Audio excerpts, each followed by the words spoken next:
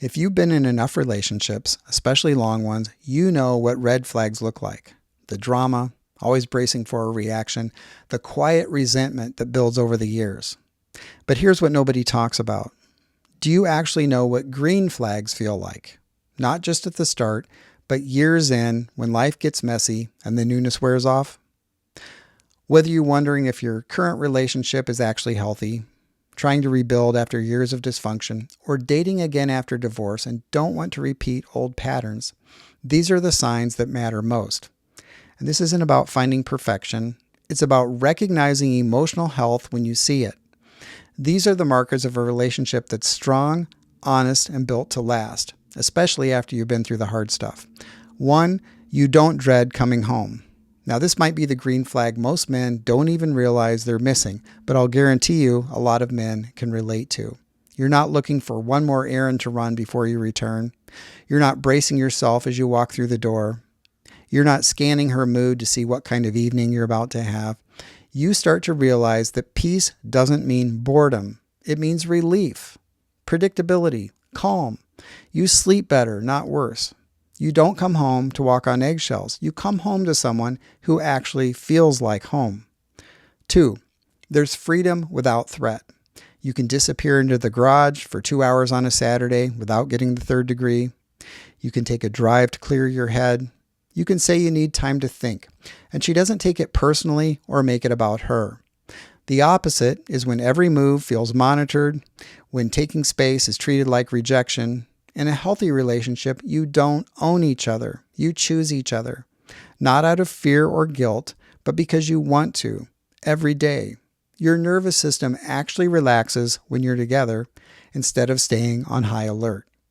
3, you can tell the truth without it becoming a war. You can say, that didn't sit right with me, or I'm feeling distant lately, and it doesn't blow up into a character assassination or a 3-day Cold War. She doesn't make every disagreement about your flaws as a person. She doesn't bring up things from 2 years ago to win an argument. You can express frustration or disappointment without being made to feel like a monster. And it's not that conflict doesn't happen. It does. But the truth doesn't have to be sugar-coated or hidden to keep the peace. There's room for direct conversations without tension spiraling out of control. 4, problems get solved, not recycled for years. Every relationship hits conflict, but in a healthy one, you're not having the same fight for the 3rd year in a row. You're not stuck in loops where nothing ever changes and just gets more bitter. You both care more about resolution than being right. Disagreements lead to actual change, not just to more tension and resentment. You don't stockpile old grievances or weaponize past mistakes every time you argue. You talk, you listen, you adjust together. And when resolution isn't possible, you respect each other enough to agree to disagree and move forward without resentment. Not every issue gets tied up neatly, but the relationship doesn't get held hostage by unsolvable tension.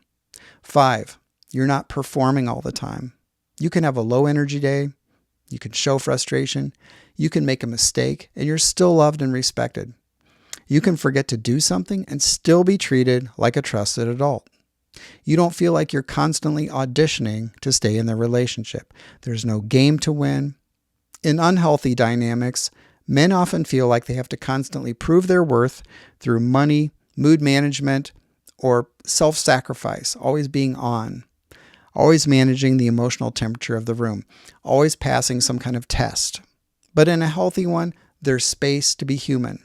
You're not walking into a performance every day. You're walking into a partnership where you can actually breathe.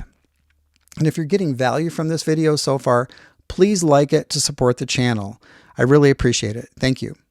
6, there's still affection, desire, and physical connection. You're not just roommates with shared responsibilities. In a healthy relationship, intimacy doesn't vanish with time. It evolves. There's still affection. There's still attraction. You still kiss just to kiss, not just out of habit. Sex isn't a bargaining chip, a chore, or a relic of the early years. It's a shared experience that still feels alive.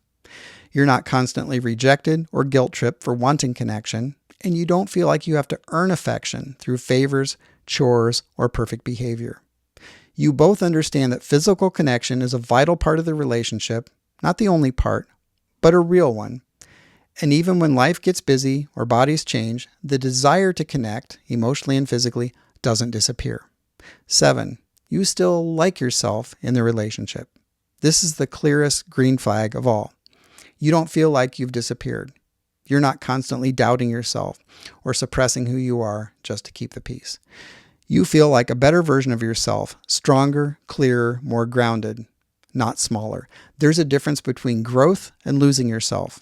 In a healthy relationship, you grow. In an unhealthy one, you shrink.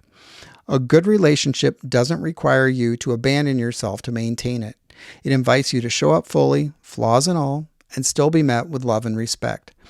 And most of us didn't grow up with good models for this. We learn through pain, through conflict, through losing ourselves in relationships and trying to find our way back, through marriages that felt more like emotional labor than partnership.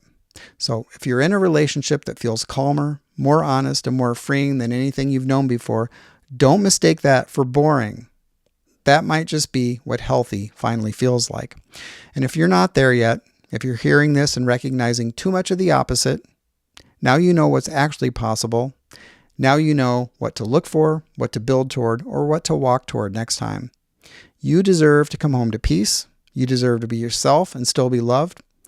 And you deserve a partner, not a project, or to be free on your own if that's what you choose. Let me know what your experience has been, and if this resonates, be sure to subscribe for more content like this. Thanks for watching.